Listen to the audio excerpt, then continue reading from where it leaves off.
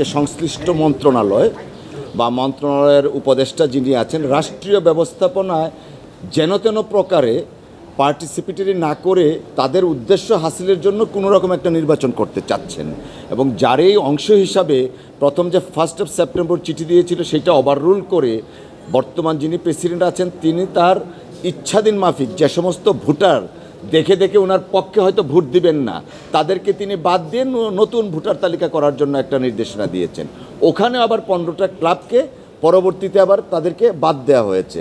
তো আমাদের কাছে যেটা মনে হচ্ছে যে দেশের একজন নাগরিক হিসাবে এইরকম অব্যবস্থাপনা এবং একটা আলটিরিয়ার মোটিভ কাজ করছে। বাংলাদেশের ক্রিকেট সারা বিশ্বে সমাদৃত, কোটি কোটি দর্শক এবং শ্রোতা বাংলাদেশের ক্রিকেট প্রেমী আছে।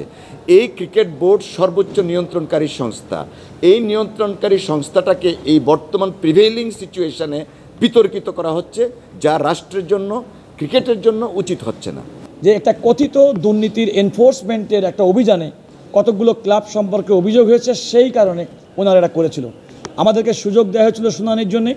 আমার চেম্বার রুল কুদ্দুস অ্যান্ড জুরিস্টের পক্ষ থেকে আমার জুনিয়র ফ্রেন্ডরা তারা নির্বাচন ইলেকশন বোর্ড যেটা বাংলাদেশ ক্রিকেট বোর্ড তার সামনে শুনানি করেছিলেন এবং 23/9/2025 তারিখে শুনানি করে এই 15টি ক্লাবকে চূড়ান্ত ভোটার তালিকায় অন্তর্ভুক্ত করে ইলেকশন বোর্ড নির্বাচন কমিশন। এই 15টি ক্লাবকে নতুন করে চূড়ান্ত ভোটার তালিকায় অন্তর্ভুক্ত করাটাকে চ্যালেঞ্জ করে বিসিবির সাবেক সভাপতি জনাব ফারুক আহমেদ হাইকোর্ট বিভাগে একটি রিট পিটিশন দায়ের করেন এবং 30 সেপ্টেম্বর 2025 তারিখে হাইকোর্টের একটি অবকাশকালীন বেঞ্চ রুল ইস্যু করেন এবং এই 15টি ক্লাবকে যে অন্তর্ভুক্ত করা হয়েছে নির্বাচন কমিশন যে অন্তর্ভুক্ত করেছেন সেই সিদ্ধান্তটি স্থগিত ঘোষণা করেন।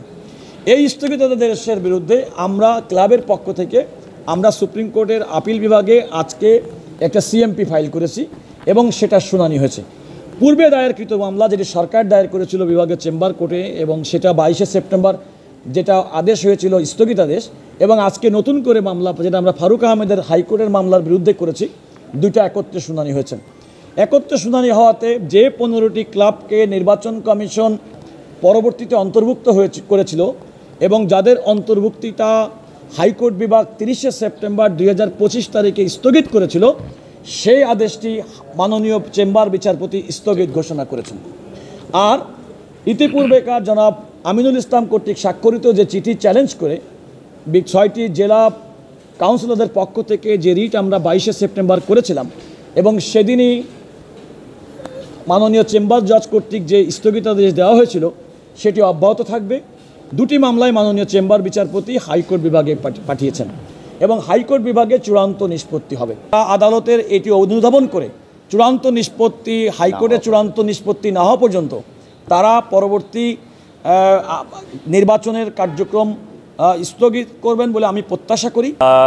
বিসিবি লয়ার এবং এই প্রক্রিয়াতে জড়িত থাকা কারণে আমি যে কথাটা আপনাদেরকে বলতে পারি যে সব কিছু যথেষ্ট স্বচ্ছভাবে হয়েছে এবং নির্বাচন মানেই আপনারা জানেন যে মামলা হবে, ডাকসুর নির্বাচনও মামলা হয়েছে, কিন্তু এই মামলাতে যদি প্রাইমা ফেসি যদি কোনো উপাদান সিরিয়াস পাওয়া যেত সেরকম, তাহলে কিন্তু নির্বাচন ঠিকই স্থগিত হতো। নির্বাচন যেহেতু অনারেবল চেম্বার জাজ স্থগিত করেনি, তার মানে প্রাইমা ফেসি আপনাকে বুঝতে হবে যে এই প্রক্রিয়া যেগুলোকে চ্যালেঞ্জ করা হয়েছে সেগুলো আসলে সঠিক ছিল।